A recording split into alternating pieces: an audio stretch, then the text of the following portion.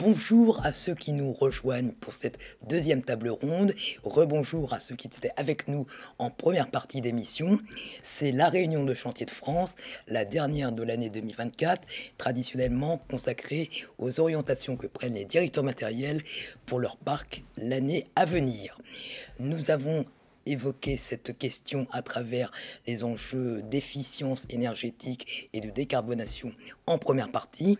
On a rappelé l'importance de l'usage et la nécessité de rester toujours très proche du terrain pour être pertinent.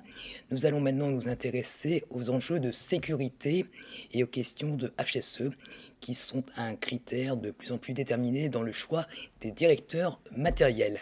Avant de vous présenter le panel de cette deuxième table ronde, je vous rappelle que vous pouvez poser vos questions par l'intermédiaire du chat.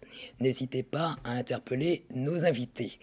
Nos invités que je vous présente tout de suite. Raphaël Boza, bonjour. Bonjour. Vous êtes directeur matériel de Raselbeck. Bienvenue. Bonjour Pascal Remat. Bonjour. Directeur matériel de Buesa. C'est ça. Et Didier Thévenard qui était avec nous en première partie et qui a bien voulu rester pour cette deuxième table ronde. Rebonjour Didier. Avec plaisir, Jean-Noël. C'est gentil. Raphaël, ma première question est pour vous. On connaît parfaitement le contexte français et au-delà, contexte général. Est-ce que en 2025, vous serrez les cordons de la bourse chez Raselbeck? Notre niveau d'investissement sera constant en France. On est sur une activité qui ne bouge pas. Par contre, on travaille beaucoup sur le continent africain et dû aux difficultés aujourd'hui du continent africain, nous avons réduit drastiquement nos investissements en Afrique. Mais on reste sur à peu près 60-70% des investissements de l'année 2024 pour 2025. D'accord. L'idée, c'est de faire le dos rond en Afrique en attendant une hypothétique meilleur jour, oui. Voilà. Mais de ne pas se désengager complètement des pays dans lesquels Raselbeck est présent historiquement. Depuis plus de 70 ans. Non, c'est de rester, d'attendre de voir ce qui va se passer pour réinvestir. Par contre, l'année prochaine sera vraiment des investissements très réduits sur le continent africain. D'accord. Est-ce que vous avez encore des grands chantiers en cours en Afrique? Oui, on a des chantiers au Congo, au Cameroun à venir. On termine des chantiers en Zambie. Et voilà. D'accord. Et donc sur le périmètre France? Sur le périmètre France, c'est constant. Sur nos agences, il n'y a pas de réduction d'investissement. Il y a des investissements qui sont dirigés vers des machines moins consommatrices en énergie. Mais dans l'ensemble, non, il n'y a pas de... Et évidemment, en France aujourd'hui, on est en particulier avec Vinci demain sur la ligne 15. Donc les investissements ne seront pas faits cette année, mais plutôt en fin d'année. Donc voilà. Bien sûr. Ce seront des mêmes typologies de matériel que sur la première phase du Grand Paris. Oui. Voilà. C'est exactement tunnelier et puis tout ce qui accompagne les tunneliers. D'accord, donc ce sera une année de transit. C'est une année de transit pour les chantiers du Grand Paris. En France comme à l'international. On va terminer, on va pas terminer, on commence le creusement sur la ligne 17 qui va à Roissy et ensuite il y aura cette ligne 15 avec Vinci. Pascal Remat, la même question pour vous. Comment se présente l'enveloppe d'investissement pour l'année prochaine?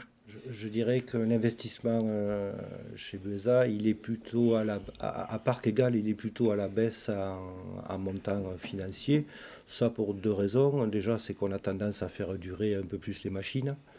C'est parce qu'on a une politique de remise en état, des ateliers intégrés qui le permettent. Et puis tout notre parc matériel nous appartient. À partir de là, on est entièrement maître de nos décisions. Et après, la deuxième raison que je vois bien, c'est qu'aujourd'hui, on a plutôt tendance à remplacer des grosses machines par des machines plus petites. Donc, on va dire financièrement moins cher, ce qui peut expliquer ça. Voilà. D'accord. On a plutôt tendance à remplacer une pelle de 50 tonnes par une pelle de 40 tonnes, par exemple. D'accord. C'est la taille des chantiers qui le veut, principalement. Et quand vous dites que vous êtes plutôt prudent, on est sur quelle masse de parc au global? Un nombre de machines? Oui. On parle à peu près de 400 machines de TP.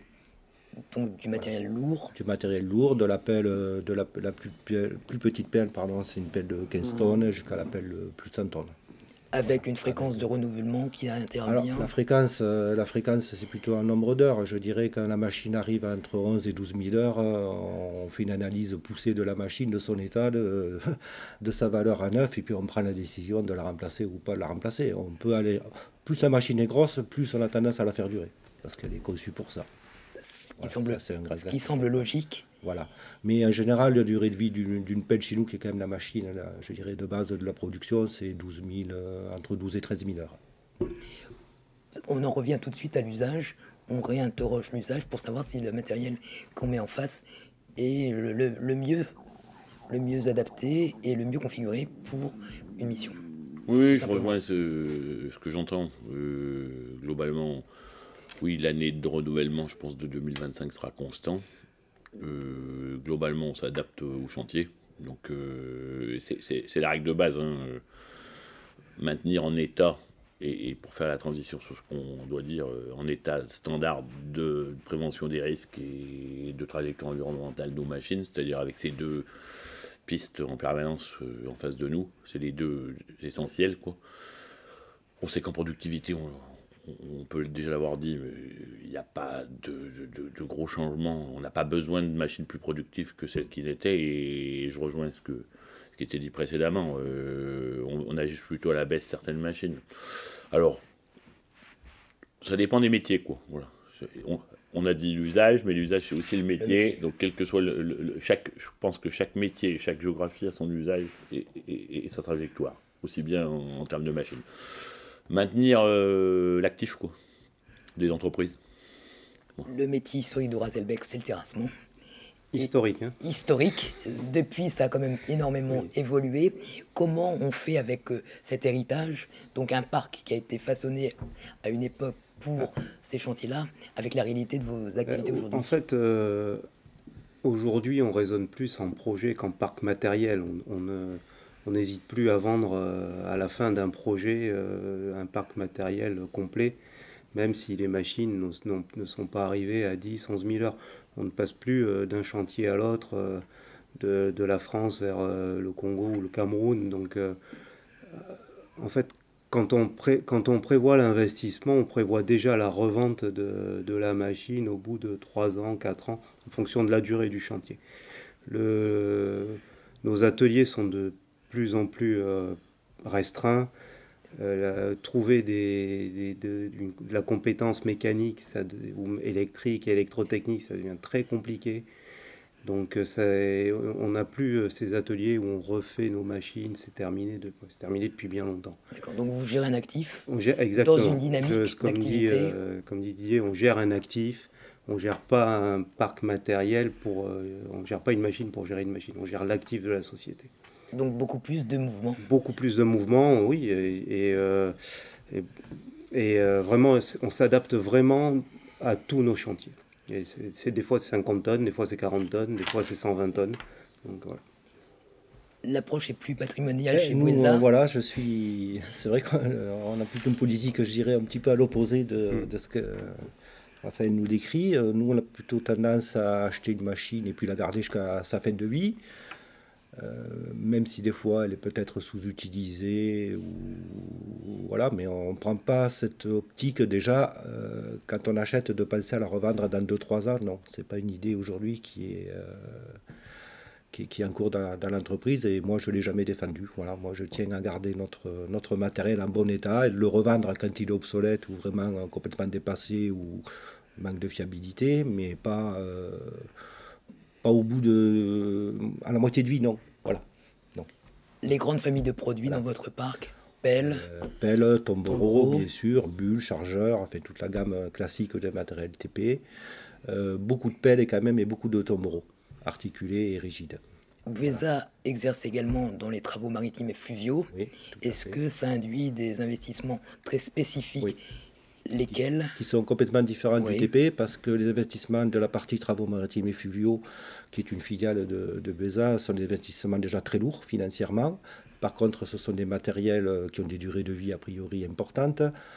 Alors quand je parle matériel spécifique, ce sont des pontons, hein, des barges, des pontons, des pousseurs, des remorqueurs, des dragues aspiratrices. Ce genre de matériel qui coûte très très cher et qui est fabriqué je dirais, presque à la demande sur l'utilisateur. Hein. Voilà. Par contre, ça peut avoir des durées de vie de plutôt 20 ans, quoi. 20 ans, voire même plus. Il y a des bateaux qui ont 40 ans de durée de vie et qui fonctionnent encore très très bien. Et là aussi, c'est conditionné à des marchés Évidemment, c'est conditionné à des marchés, c'est conditionné à de la maintenance régulière. Alors, d'autant plus en maritime, hein, c'est vraiment un domaine où il faut la maintenance est primordiale si on veut garder le matériel en bon état. Mais quand on voit ce que ça coûte à neuf, il faut savoir dépenser pour l'entretenir. On est forcément gagnant à la fin. D'accord. Et de manière très concrète, est-ce que pour l'année prochaine, vous avez programmé l'achat d'un matériel maritime? Non. Pour 2025, a priori, non, il y aura, mais il n'y aura pas. Par contre, les années précédentes, oui, on a fait des investissements assez lourds en ponton, bateaux, pousseurs, etc. Oui. On va donc s'intéresser au sujet à travers le prisme de la sécurité. Didier, la sécurité, c'est de la fréquence et de la gravité. J'imagine que vous avez des indicateurs poussés au sein du groupe Vinci Construction. Comment évolue cet indice chez vous? On a sur un grand temps, sur le temps long, nos indicateurs se sont améliorés, bien entendu. Quand on le regarde, ils sont nettement améliorés. On est sur un plancher de verre, globalement.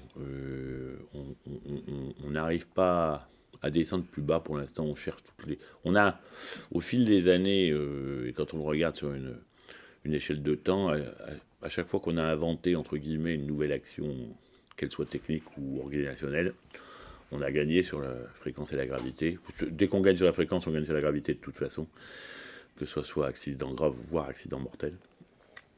On est arrivé sur un plancher difficile. Voilà. On est arrivé sur un plancher difficile où on n'arrive pas à passer en dessous d'un certain niveau d'accident. À quoi vous attribuez cette stagnation? Eh bien, si on savait pertinemment à quoi l'attribuer, on passerait le plancher.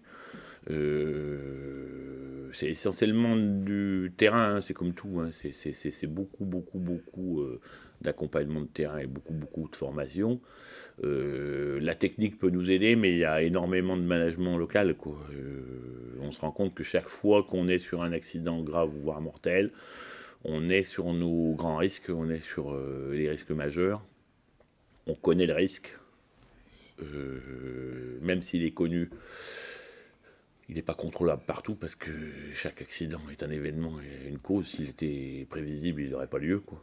Beaucoup de chantiers sont dans des emprismes exigus. Il y a souvent une pression sur les délais. Est-ce que ça peut expliquer C'est pas une seule, il n'y a pas une seule voie, voilà, il n'y a pas une seule cause. C'est souvent un empilage de plusieurs causes entre le salarié, le lieu, la formation, le temps, et ainsi de suite. Des fois, on a des événements qui se produisent et il n'y avait pas de pression particulière. Hein. C'est juste qu'à un moment donné, on n'a pas fait exactement comme on devait faire pour prendre des dispositions. De toute façon, chaque fois qu'il y a un accident, c'est qu'on n'a pas fait exactement comme on devait faire. Hein.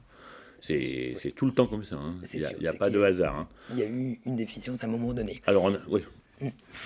Raphaël, sur les différents métiers dans Razelbeck aujourd'hui, y en a-t-il un qui est plus accidentogène? En fait, non, pas un plus que l'autre, mais par contre, là, beaucoup de nos accidents sont sur les interactions homme-machine. Et ça peut être en levage, le levage d'un grillage, ça peut être une machine qui travaille trop près d'un bâtiment ou d'un container. Ça peut être un compacteur qui se rapproche d'un collaborateur. Oui, des fois, parce que les chantiers sont exigus, mais des fois non, ça peut être aussi sur du linéaire. Donc nous, on a décidé on va pas tout résoudre, mais on a décidé de regarder ce point un peu plus précisément, de regarder ce qui se fait sur le marché, parce qu'il y a plein de nouveautés, donc on voudrait voir ce qui se fait, ce qu'on pourrait adapter. Il y a les compacteurs, il y a Bomag par exemple. On va en parler. Entre ce qui effectivement est prévu par le constructeur dès l'origine même du matériel dans sa conception, en passant par toutes les aides qu'on peut envisager sur les travaux maritimes. Moi, je voudrais juste, avant, rebondir sur ce que vous disiez, cette pression qu'on peut avoir de certains clients ou de chantiers qui peut pousser à l'accident. Moi, c'est quelque chose que je ressens. L'entreprise, on le ressent. On a souvent des chantiers qui mettent énormément de temps à démarrer pour X raisons que je ne connais pas forcément. Tout métier mais confondu. Une fois que le chantier doit démarrer, il faut qu'il soit fini. Oui. J'exagère un petit peu, mais tout métier c'est ça. confondu, ou Tout métier certains confondu. Bon, je parle principalement au terrassement, par exemple, avec des délais très compressibles, avec des pénalités de retard qui peuvent aussi se greffer là-dessus. Et tout ça peut amener effectivement une forte coactivité ou du personnel pas forcément formé à 100% et qui est générateur d'accidents ou d'incidents. Oui, moi je le ressens. D'accord. Et sur les travaux maritimes et fluviaux, compte tenu du contexte d'évolution et de travail, est-ce que la sensibilité à la sécurité Alors, est différente? elle est primordiale parce que effectivement c'est un métier accidentogène, les travaux maritimes et fluviaux, pour différentes raisons. Mais on a vraiment une politique là-dessus avec des QSE qui s'y donnent à fond, avec des gens qui sont quand même formés, avec des EPI spécifiques portés à 100% et tout le temps. Ça ne se discute pas. Voilà. Et on s'aperçoit qu'on n'a pas plus d'accidents aux travaux maritimes qu'un terrassement. C'est toujours les mêmes causes. J'ai trébuché, je suis tombé, fait des choses, on va dire, je du bois relativement bénigne, et heureusement qu'on ne sait pas maîtriser forcément un peu ce que disait mon collègue tout à l'heure. Il arrive un moment où on arrive à un palier et on ne sait plus quoi faire pour passer en dessous le palier. Voilà. Parce que ce qui nous arrive après, c'est très souvent du comportement personnel. Voilà. Je vais être très clair, moi quelqu'un qui tombe, qui se fout la cheville en marchant ou qui se fout la cheville en descendant de son fourgon, on a beau faire à tous les quarts d'heure de sécurité ou répéter X fois la même chose, il y en a toujours un qui va se faire mal. C'est le comportement humain. C'est vraiment comportement. Didier, si on s'intéresse à la sécurité passive, est-ce qu'aujourd'hui les matériels sont, dès leur conception, adaptés à ces enjeux-là? Est-ce qu'il reste encore quelques points noirs qui n'ont pas été traités par les constructeurs? Je vais répondre un petit peu différemment. En fait, en fonction des années, on s'intéresse plus ou moins à des sujets. Je rejoins ce que disait Raphaël tout à l'heure. Le heurt engin piéton est un sujet actuel. Voilà. En fréquence et en gravité, il est là, donc on se concentre beaucoup dessus. Puis la technologie aidant, on se concentre encore plus dessus. Si on revient sur le passif, on a travaillé beaucoup dans le passé, pendant des années, sur l'accessibilité des machines, sur la visibilité en cabine, sur des choses comme ça. Quand on le repointe globalement sur les machines, et moi j'ai l'occasion de le faire à chaque fois, et j'y mets généralement des gens à le faire aussi, sur les différents salons qu'on peut avoir qui ponctuent notre vie de directeur matériel. C'est-à-dire une fois tous les ans, tous les 2 ans, tous les 3 ans, on se retrouve au même endroit avec les mêmes constructeurs et les machines qui ont évolué. Ils ont tous travaillé. Ils ont tous extrêmement bien travaillé d'ailleurs. Mais les syndicats professionnels, et particulièrement les syndicats professionnels français d'ailleurs, les ont beaucoup accompagnés dans la normalisation de l'accessibilité aux machines. Accessibilité, visibilité des machines, confort ergonomique, commande, position des commandes et tout ça. Il y a encore du travail un peu. J'en vois d'ailleurs, moi, du travail. Je sais où c'est qu'on peut orienter un peu de travail. Mais c'est assez bien, voire très bien. Voilà. Donc, il y a sûrement quelques machines qui ne sont pas dedans. Il y a certainement quelques machines qui ont besoin d'évoluer. Mais globalement, c'est assez bien. C'est à nous de savoir lesquelles sont bonnes et lesquelles sont pas bonnes, quoi. Voilà. D'accord. Donc, globalement, une bonne note. Ouais, une bonne note au constructeur. Sur ces sujets-là, une bonne note.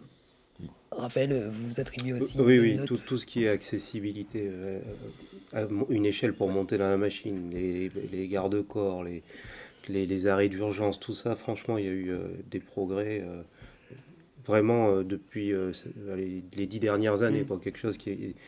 La visibilité aussi, maintenant, quand vous montez dans les pare-brises, les visibilités au sol, donc il y a vraiment eu une très bonne progression des constructeurs à ce niveau-là. Pascal, dans le domaine de la sécurité passive, avez-vous identifié des axes de progrès? Oui, clairement, ce que disaient mes collègues, c'est tout à fait vrai. L'accessibilité pour l'opérateur, l'accessibilité pour les techniciens, pour tous les entretiens, ça fait des progrès énormes. Les moyens d'accès qui n'ont plus rien à voir, les caméras qui se sont généralisées, la douceur des commandes, ne serait-ce que ça, que la qualité et la facilité de conduite d'une machine moderne n'a plus rien à voir avec des machines qui ne serait-ce qui ont 10 ans. Donc oui, il y a des progrès énormes. je vais quand même pousser un petit coup de gueule, je me permets, envers le constructeur Volvo, voilà, je le dis. Oui, je le dis clairement. Volvo, pour ses séries de tombereaux articulés A30, A40 et sûrement A35 série G, il y a un problème avec ces machines de ceinture de sécurité. Donc je l'ai dit et je l'ai redit au constructeur, mais petit Beza tout seul, c'est un peu compliqué.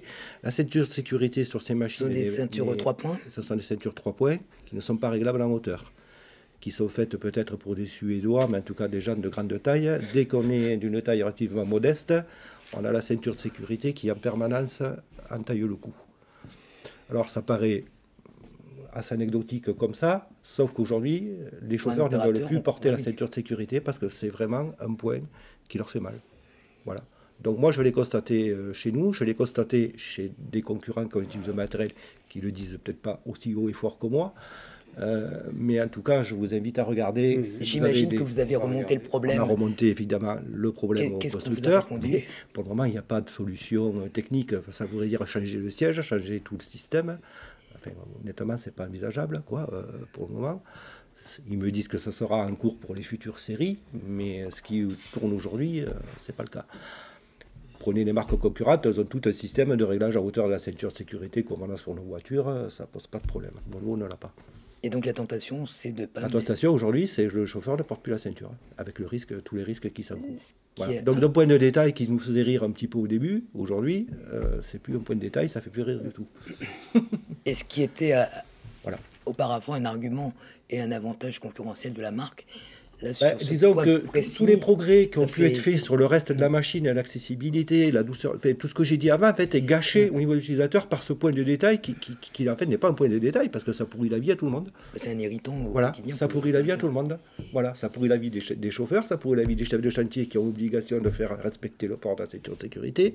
Ça me pourrit la vie à moi parce que j'arrête pas des chauffeurs qui viennent me voir en disant ça va. Enfin, voilà, je tenais à pousser ce coup de gueule envers Volvo, parce que je l'ai dit, je l'ai redit, mais bon, faire bouger une usine comme Volvo, c'est pas Raphaël, sur ces questions très pratico-pratiques, très quotidiennes. Je fais confiance. Hein, déjà, pour le constater, effectivement, il faut avoir un parc assez important, et puis c'est parti d'un chauffeur, et puis un deuxième, et puis, enfin, voilà, après c'est la boule de neige. Alors après, il y a un peu d'exagération de tout le monde, on est tous d'accord. Mais il y a un fond de vérité. Sans doute. Il y a un fond de vérité. Didier, j'imagine que tout ça s'accompagne quand même de formation, de sensibilisation des opérateurs. Est-ce que dans ce domaine-là, on peut mesurer l'efficacité de campagne et d'action? Faut qu'on se fasse un constructeur chacun ou pas? Non. Libre à vous. Non, c'est pour blaguer. Non, c'est pour blaguer. Non, mais en plus, j'écoute, parce que si tu veux, c'est vraiment des sujets, par exemple, c'est intéressant parce que c'est l'objet global de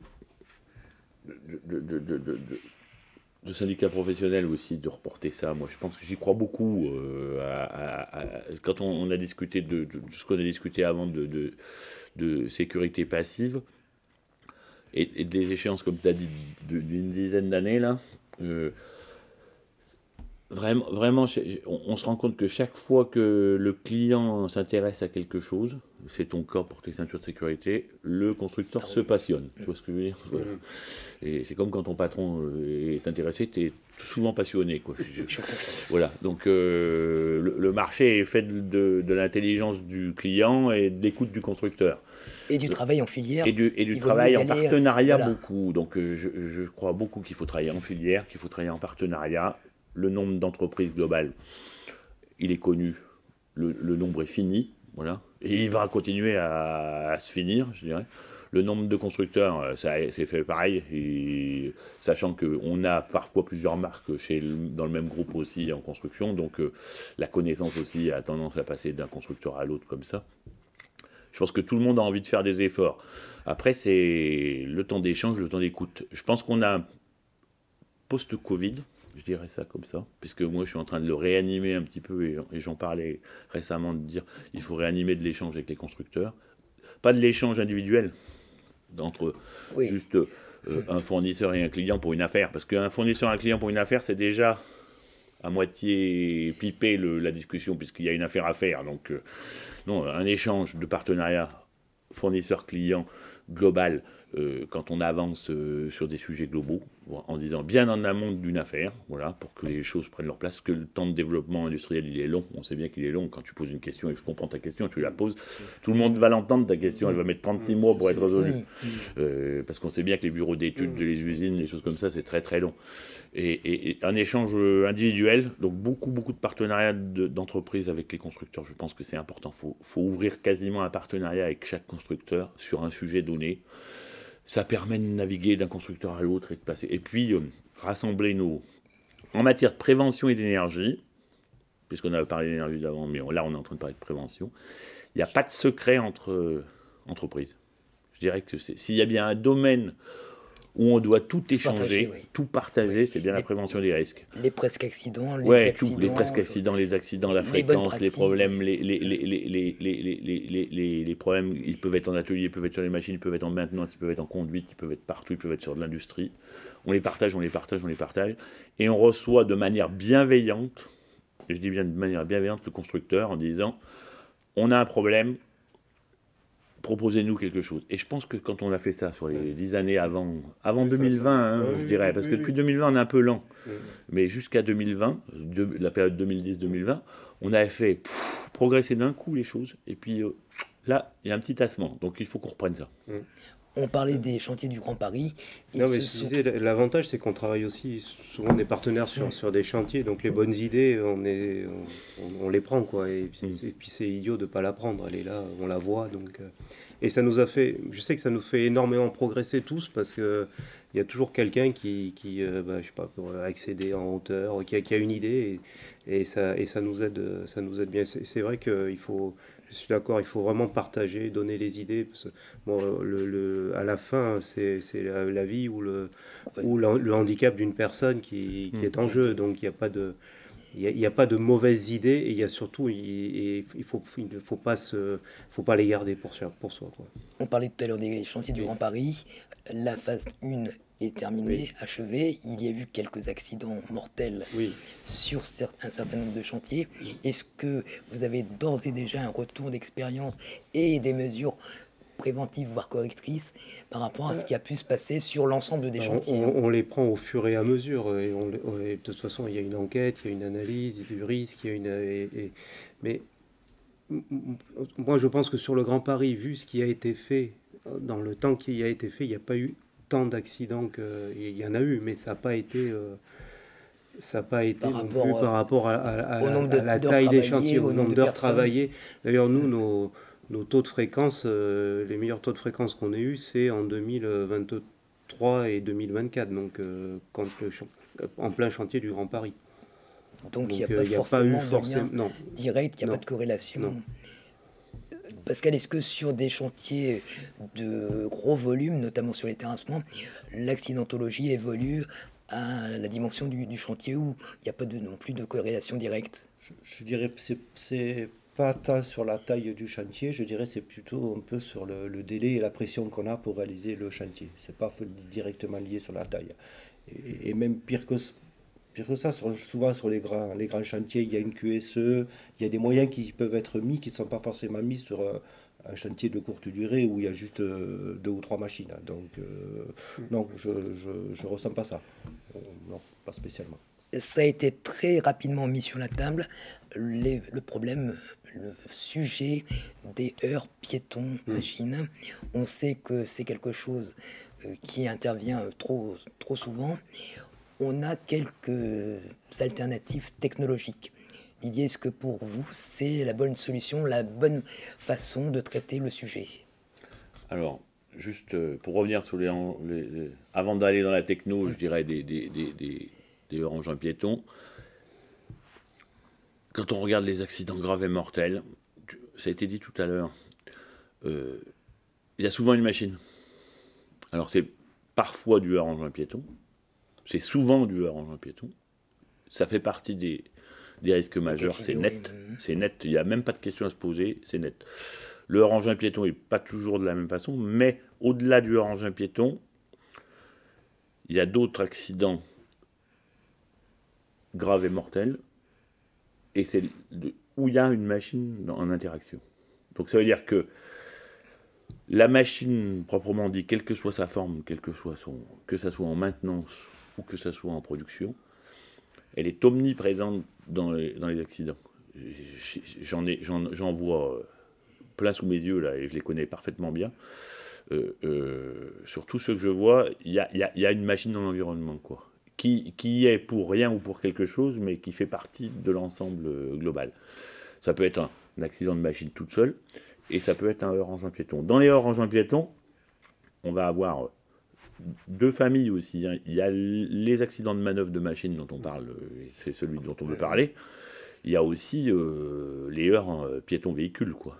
Piéton-véhicule, c'est au moins la moitié des heurts de chantier, quoi. C'est-à-dire un véhicule à nous ou un véhicule à un tiers et un véhicule à nous ou les deux, puisqu'il y a de la sous-traitance, il y a de la location, il y a de la co-traitance et tout ça. Il y a ceux qui sont habitués au chantier. Il y a ceux qui sont habitués au chantier. chantier. Ceux qui le découvrent. Il y a des gens en piéton, quand on dit piéton, il y a des gens à pied. Il y a des gens à pied qui n'ont rien à faire à pied. Il y a des gens qui sont à pied et qui ont besoin d'être à pied. Il y a des gens qui sont là pour du contrôle. Il y a des gens qui sont là pour du management et tout ça. Et le heurt véhicule piéton, il est énorme sur nos chantiers. On n'arrive pas à l'éradiquer, celui-ci, hein. Donc, même si la technologie dont on veut parler sur les machines, elle existe déjà sur pas mal de véhicules, entre guillemets, plus avancés, ça n'empêche pas les heurts, hein. Voilà. Et donc, et puis, il y a le comportement à la conduite, quoi. Donc, avec les angles morts, notamment. Ouais. Donc ça, quand on l'a rangé d'un côté, il nous reste le sujet qui fait l'objet de notre discussion, qui est le hors-engin piéton, machine en production. On a équipé par le passé, progressivement, nos machines de tous les systèmes, un par un, ponctuellement ou globalement, qui permet de voir. Voir, c'est essentiel, parce que si tu as vu, déjà, c'est déjà quelque chose. Donc on a mis surtout quand des rétroviseurs, parce que le rétroviseur, c'est quand même à la base un truc pour voir, quoi. On a mis des caméras de recul, on a mis des détecteurs de recul, des détecteurs de présence. On a fait descendre les vitres au plus bas, on a fait descendre les vitres au pied des chauffeurs, on a mis des caméras 360. Aujourd'hui, on est en train d'atteindre, je dirais, presque, je dirais pas le bout, mais technologiquement, ce qu'on voulait. C'est-à-dire la vision 3D associée à de la collecte d'images, comparée à des banques de données de situation, quoi, qui permet globalement d'identifier une personne d'un obstacle, bien la différencier, tout ça de le ramener dans une base d'intelligence et de le connecter en temps réel à la machine, et la machine accepter l'indication de l'intelligence. C'est un gros pas, quoi. Je dirais aujourd'hui, les machines vont être capables de ralentir, de freiner, d'avertir, voire de s'arrêter en fonction de l'obstacle. C'est le système d'asservissement qui était cité pour Bomag tout à l'heure. Qui a été primé. Oui. Et qui existe aussi, puisqu'on avait le droit de parler de constructeurs tout à l'heure, on a parlé de Volvo, alors, qui existe aussi chez Liebherr. Voilà. Les deux marques le sortent quasiment en même temps et avec quasiment la même technologie. Et ça arrive, voilà. Alors, précisons que Bomag est une société du groupe Faya, que Radelbeck est une société du groupe Faya. Vous avez cependant un avis autorisé. Est-ce que pour vous, terrassier, cette technologie, donc le système d'arrêt d'urgence du compacteur, est la réponse? La réponse, en fait, c'est pas le sujet, c'est qu'aujourd'hui, le constructeur a compris que c'était à lui de prendre la responsabilité de la prise de commande. Quand le piéton est détecté, c'était donc soit le chauffeur l'opérateur qui prenait la décision. Et souvent, les réflexes de l'homme sont un peu plus lents que ceux de la machine, donc il y avait ce problème-là. Et aujourd'hui, les constructeurs prennent la responsabilité. Il y a eu une période où ils voulaient nous la donner, et les syndicats, d'ailleurs, le syndicat professionnel a refusé en disant non, c'est de la responsabilité du constructeur. Et ça a été fait, donc Bomag et Liebherr viennent de le faire. Je pense que ça va faire des émules et tout le monde va le faire. Bon. Après, moi, j'aurais quand même un bémol. Ce qui est fait, c'est parfait, mais faut pas retirer toute la responsabilité à l'opérateur. C'est quand même lui qui est dans la machine, c'est quand même lui qui doit aussi... alors c'est une aide, c'est une aide précieuse, évidemment, mais il faut aussi continuer à former nos opérateurs et que l'on... faut pas leur enlever la responsabilité de la sécurité de tout ce qui se passe dans la machine et autour de la machine. vous arrivez à faire passer ces messages dans la mesure où on connaît vos difficultés à recruter mais justement, ces il faut personnes. qu'on continue à former nos opérateurs pour ça. On l'a fait sur la maintenance, hein, j'entendais dans la réunion précédente où on parlait des alertes constructeurs pour les vidanges. C'est pas la même chose. Une machine, ce n'est pas un homme, mais pour moi, c'est quand même. On peut faire un parallèle. S'il y a une alerte maintenance qui s'allume et le conducteur de la machine continue à travailler, ça ne va pas changer grand-chose. Donc il faut quand même continuer à former les opérateurs et les assister le plus possible sur ces problèmes de sécurité. Chez Buesa, j'imagine qu'il y a de la sensibilisation et de la formation. Est-ce que vous seriez disponible, vous, à équiper vos matériels en rétrofit de telles technologies ? Alors oui et non, je rejoins ce que disait mon collègue Raphaël. Oui, dans le sens, on n'est pas du tout contre tout ce qui est évolution technologique qui peut améliorer la sécurité. Bien sûr, je pense qu'on est tous d'accord là-dessus. Par contre, moi, il y a la règle de base qui nous freine aujourd'hui, c'est que la règle de base dit qu'on n'a pas le droit de modifier une machine. À partir de là, rajouter sur une machine existante quelque chose qui ne serait pas fait par le constructeur et approuvé par le constructeur, déjà, ça pose un problème. Et ça, je m'y refuse. Il y a déjà des systèmes de sécurité aujourd'hui qui existent, les caméras, tout ça, qui fonctionnent bien. Et quand on sait bien les utiliser, c'est tout à fait adéquat. Donc déjà, il y a cette barrière, on ne modifie pas une machine. La deuxième chose, c'est que je dis, tous ces systèmes de sécurité, effectivement, il faut qu'ils soient faits par le constructeur. Ils ne peuvent pas être ajoutés, à mon sens, après. Troisième point, la question juridique, qui est quand même très importante là-dedans. Parce que si ce système ne fonctionne pas, s'il y a un pépin, c'est la faute de qui? Aujourd'hui, on ne sait pas dire. Est-ce que c'est l'opérateur qui n'a pas su le voir? Est-ce que c'est parce que le capteur est défectueux et ça n'a pas détecté le piéton? Qu'est-ce qui va se passer derrière? Enfin, ça pose quand même des questions où je pense où tout le monde ne sait pas encore vraiment répondre. Et troisième et dernier point là-dedans, c'est le chauffeur. Faut pas oublier le chauffeur. C'est quand même le chauffeur qui est maître de sa machine. Voilà. Moi, je suis plutôt parti dans l'optique de dire un chauffeur doit savoir se servir de sa machine et doit savoir l'utiliser. Et il faut le former pour ça. On a plutôt parti, nous, chez nous, donc, à avoir un formateur interne dont c'est le métier, qui accueille les chauffeurs, qui lui montre les machines, qui lui montre l'évolution technologique des machines. Une machine d'aujourd'hui, c'est pas la même que celle d'il y a 10 ans. Elle ne se conduit pas de la même manière, elle n'a pas les mêmes fonctions. Et ça, si on ne prend pas...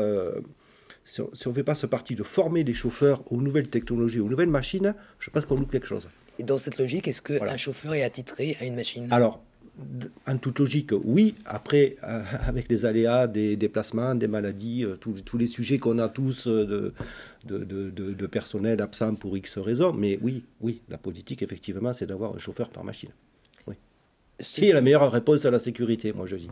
Complètement. Ce type de technologie, Didier, est-elle susceptible de faire partie des standards France chez Vinci Construction? Alors, je rejoins, j'essaie de revenir un petit peu. On va avoir une période de transition là. Et quand Raphaël disait il ne faut pas sortir le chauffeur de la responsabilité, dans le sens, et de la formation, puisqu'on a dit responsabilité, formation, c'est essentiel bien sûr, il ne faut pas s'écarter de ça. On ne va pas arriver avec des machines super intelligentes sur les chantiers pour asseoir un gars sur le siège avec la bonne ceinture de sécurité et que ça démarre comme ça. Donc bien sûr qu'il faut recruter, bien sûr qu'il faut former, et bien sûr que le chauffeur va être l'essentiel de la machine, parce que même le système, de toute façon, pour qu'il fonctionne correctement, et qu'on soit sur des paramètres, il va falloir que le chauffeur soit encore plus formé, et voire encore un niveau supérieur que celui qui est actuellement sur la machine. On le voit bien déjà avec les displays, les choses comme ça, toutes les commandes, toutes les régulations, tous les co-driving, toutes les choses comme ça. Le niveau monte, quoi. Le niveau monte. La technologie, elle ne remplace pas, elle fait monter le niveau. La prise en main du matériel doit changer de manière assez radicale. Donc former les gens et puis faire monter le niveau. Dans la formation, on a dit le constructeur doit être le garant de la fourniture des systèmes de détection heure engin piéton. Il doit être aussi le garant de la formation et de la maintenance. La maintenance, il sera à faire, la fourniture sera à faire. En intermédiaire, la formation à ses propres machines, elle est un petit peu, parfois, souvent, passée rapidement. Voilà. Et puis, comme on disait, il y a le turnover de conduite, et donc du coup, le premier chauffeur qui reçoit la machine neuve est formé, puis le suivant est déformé, quoi. Voilà. Donc là, il y a un vrai travail. On a cette séquence à bien prendre en compte. Voilà. Faut qu'on l'améliore. La formation intermédiaire des machines, il faut qu'on l'améliore. Puis on a une deuxième séquence à appréhender qui va être encore plus compliquée, je pense. C'est qu'on va arriver avec des machines très sophistiquées sur un parc, comme on disait tout à l'heure, qui dure 10 à 12 000 heures. C'est-à-dire que pour le renouveler, on va mettre 10 ans. Donc il va y avoir une quote-part de machine équipée, une quote-part de machine non équipée. Et ça va cohabiter. Et ça va cohabiter ensemble. Ouais. Et les gens, s'ils passent d'une machine à l'autre, ils vont avoir pris des habitudes technologiques de détection qui vont leur éviter les accidents qu'ils n'auront pas sur les autres. On le voit bien déjà sur les véhicules, quand tu passes d'un véhicule à l'autre, les automatismes sont traîtres. Voilà. Donc ça, c'est le deuxième enjeu à appréhender. Je pense qu'on a un gros enjeu à appréhender de transition. Raphaël, cette question de formation, de sensibilisation en interne, vous l'avez intégrée également ou... Oui, nous on l'a intégré dans tous les pays où on travaille. Oui. On a des formateurs qui se déplacent, et c'est vrai qu'aujourd'hui, je prends l'exemple simple d'une niveleuse. On a encore sur nos parcs des niveleuses avec des commandes piano et à côté des joysticks, quoi. Donc c'est un peu la télé où il fallait se lever pour changer de chaîne et une PS5. Donc et ça dure parce que c'est vrai 10-12 ans et donc la formation et sur les chantiers de taille importante, on a un formateur qui est présent à plein temps, quoi.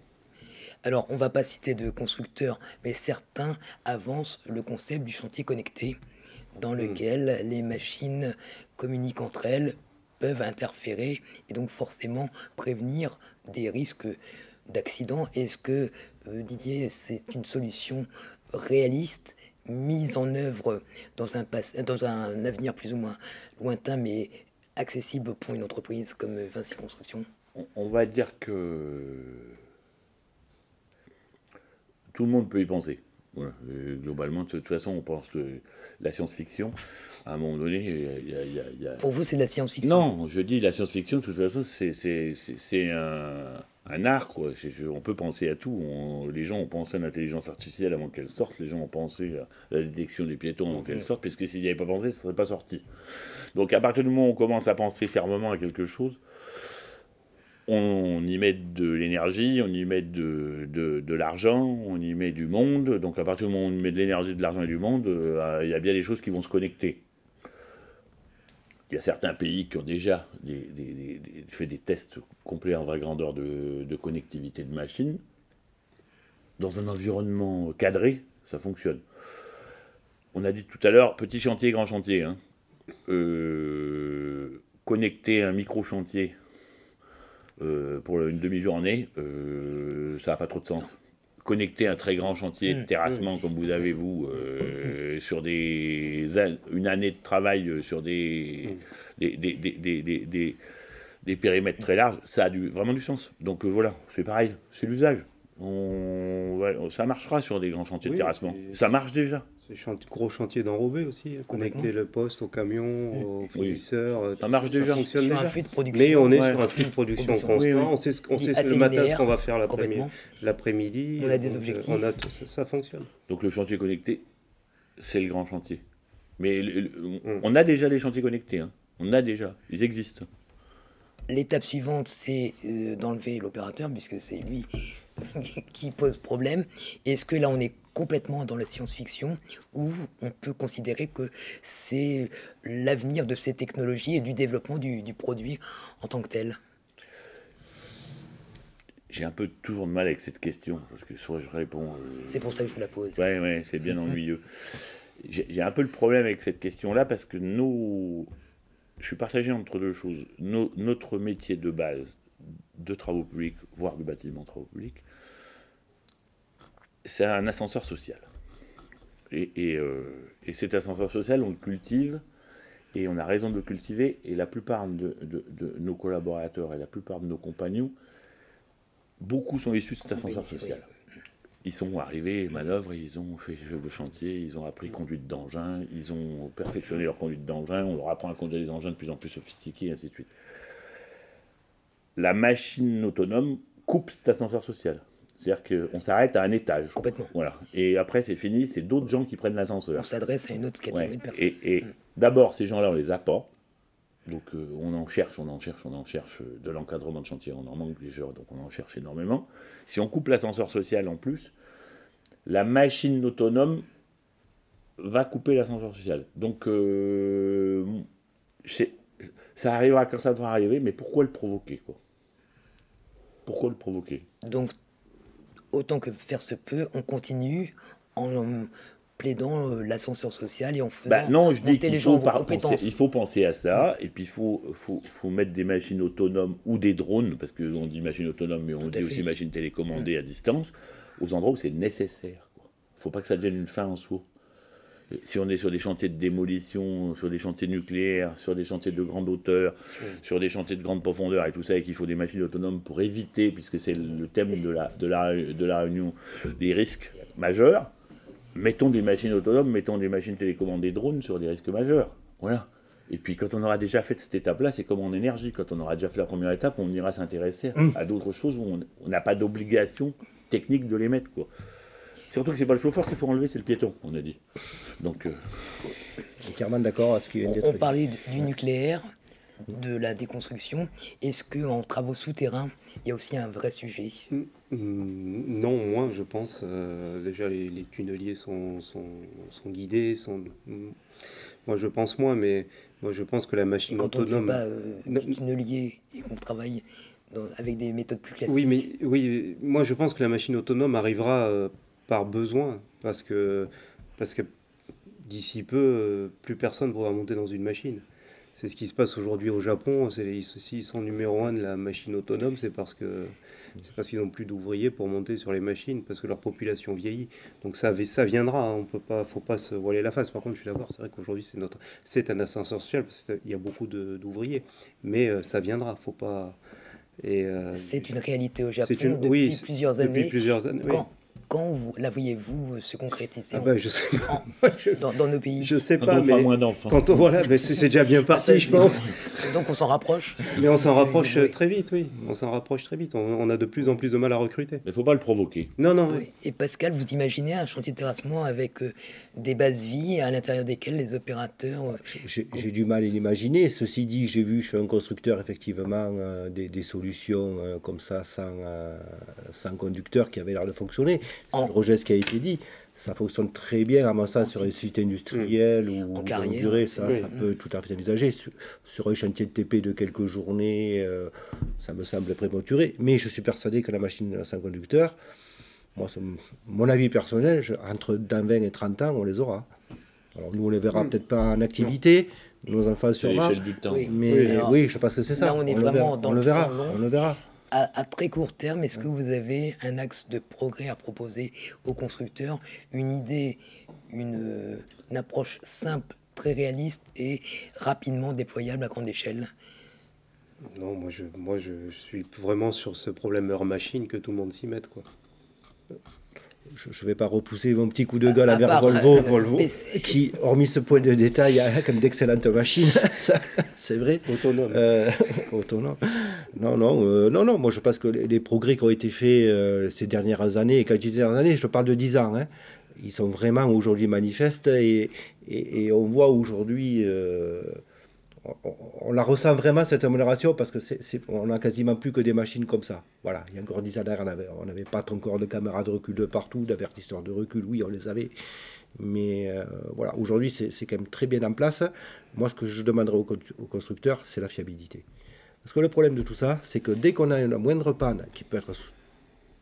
Des pannes peut être bête ou grave, hein, ça peut être un capteur, un faisceau électrique, tout ça, ça multiplie quand même les sources, je dirais, d'ennui, de fiabilité sur la machine. Et aujourd'hui, vous avez une caméra de recul en panne, ça veut dire machine en panne.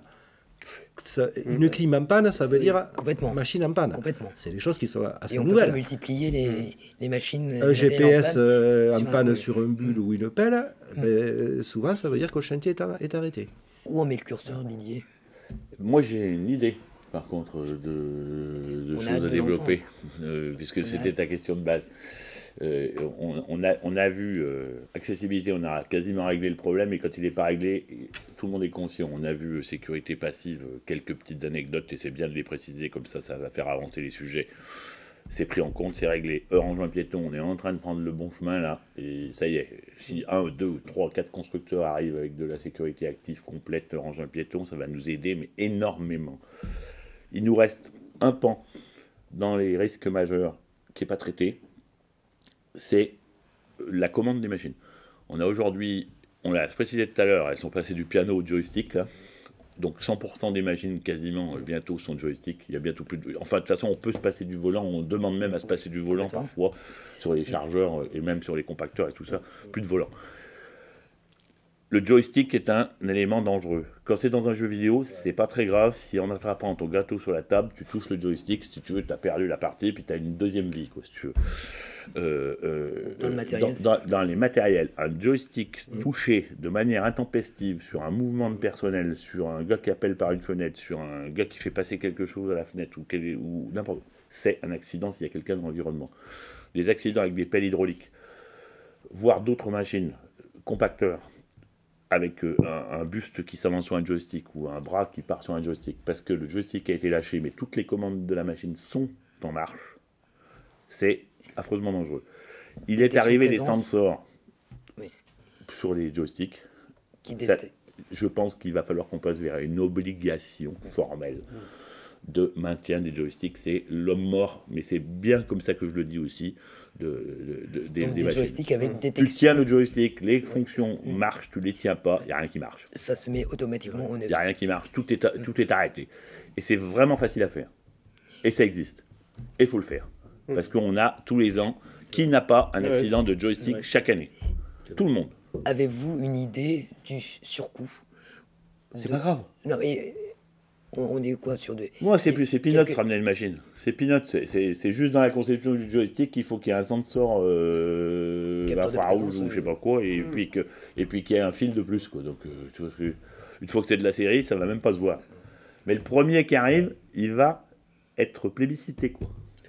D'accord, ben voilà, l'idée est sur la table. Merci Didier, merci à tous. Avant de clore les débats, nous allons passer aux questions des internautes.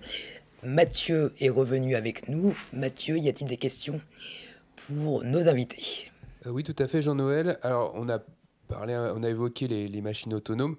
Avant d'arriver aux machines autonomes, du point de vue du guidage ou du recueil de données 3D, est-ce que vous pensez que ça peut être un outil de sécurité, au sens où ça peut peut-être réduire le nombre de personnel sur le chantier?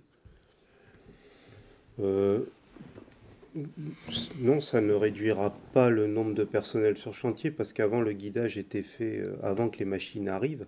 Aujourd'hui, il est incorporé dans la machine, mais ça ne change rien sur le fonctionnement de la machine et sur les personnes qui sont autour de la machine. Ça peut éventuellement éviter quelques topos des fois qui Oui, prennent des topos, points, oui, mais c'est pas dans le fond, non, je pense pas.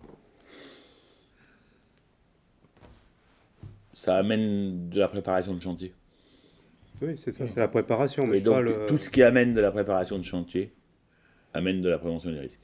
Voilà. Donc, plus le chantier est techniquement préparé, plus la technologie est embarquée sur les machines est fine, plus le niveau monte, plus la prévention monte. Globalement, je pense. Et la prévention, la préparation, c'est un élément de productivité. C'est un élément de productivité, c'est un élément de prévention, c'est un élément d'usage. Voilà, on le sait bien. Quand on dit former, c'est préparer aussi, quoi. Donc, préparons. Mathieu, une deuxième question pour nos invités. Alors, question très pointue. Privilégiez-vous des investissements sur des pelles hydrauliques à rayon court au détriment des pelles conventionnelles pour favoriser la sécurité? Ça, c'est déjà fait depuis longtemps sur tous les chantiers urbains. On a tous des pelles à rayon court. Midi, est-ce que vous montez, puisque maintenant il y a certains constructeurs qui proposent des 30 tonnes à rayon court?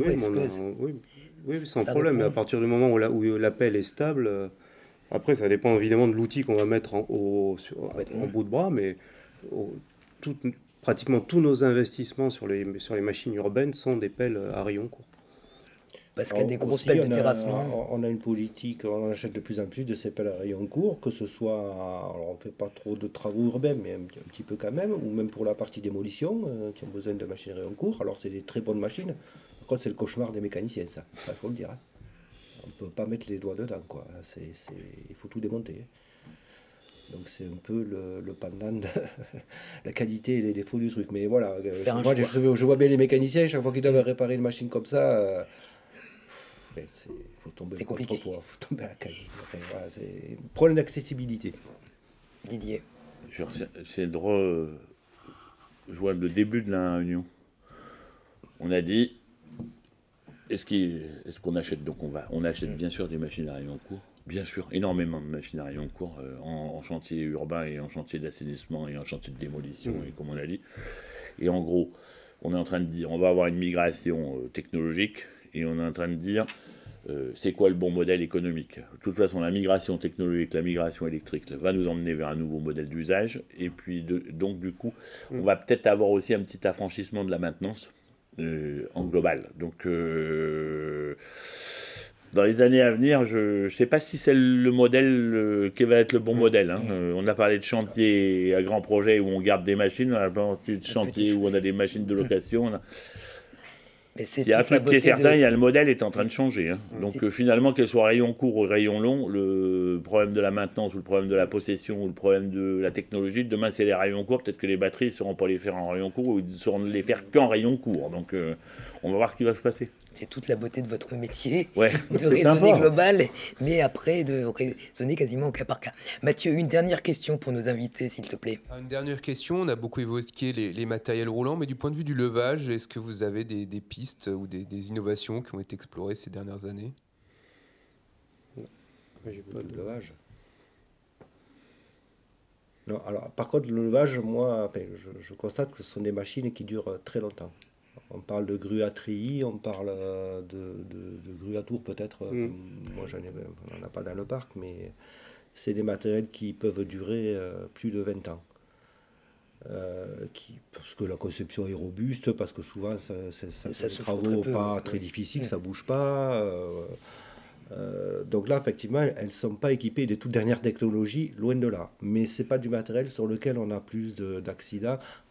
En phase de travail, je parle. On peut avoir des accidents en phase de montage, de transfert, des choses comme ça, mais vraiment en phase d'utilisation, le système qui a été mis à l'époque, les contrôleurs de charge, ou etc., qui ont quelques années, fonctionnent aujourd'hui tout à fait correctement. Alors peut-être qu'ils sont moins précis que des systèmes actuels, mais ça ne remet pas dans le fond en cause la sécurité d'utilisation.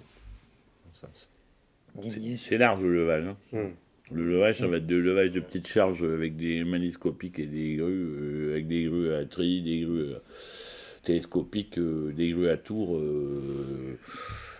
Je rejoins ce qui était dit. Je pense que dans les grues à tour, le turnover de la grue à tour a augmenté.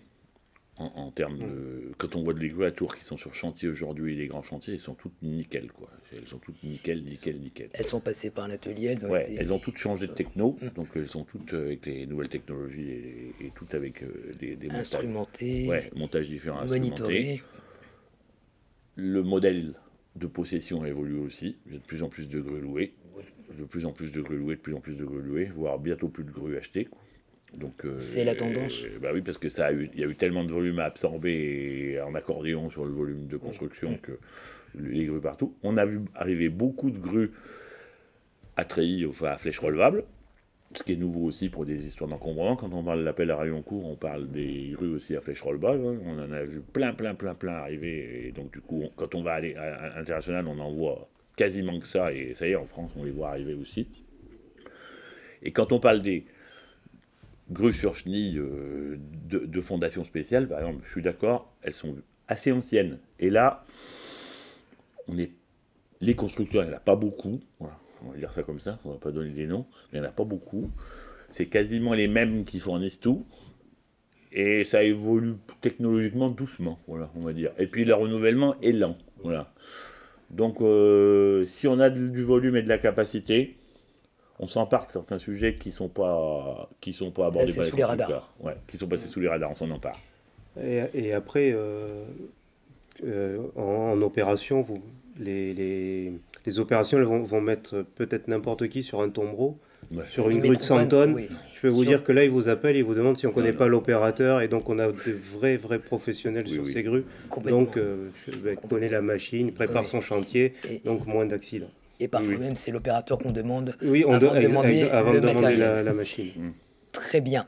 Nous arrivons au terme de cette deuxième table ronde et donc de cette réunion de Chantier de France spécial directeur matériel. Messieurs, merci beaucoup. Merci à vous de nous avoir suivis. Vous pouvez retrouver les replays de l'émission sur les différents canaux et les réseaux sociaux. Merci beaucoup et à très bientôt pour une prochaine réunion de Chantier de France.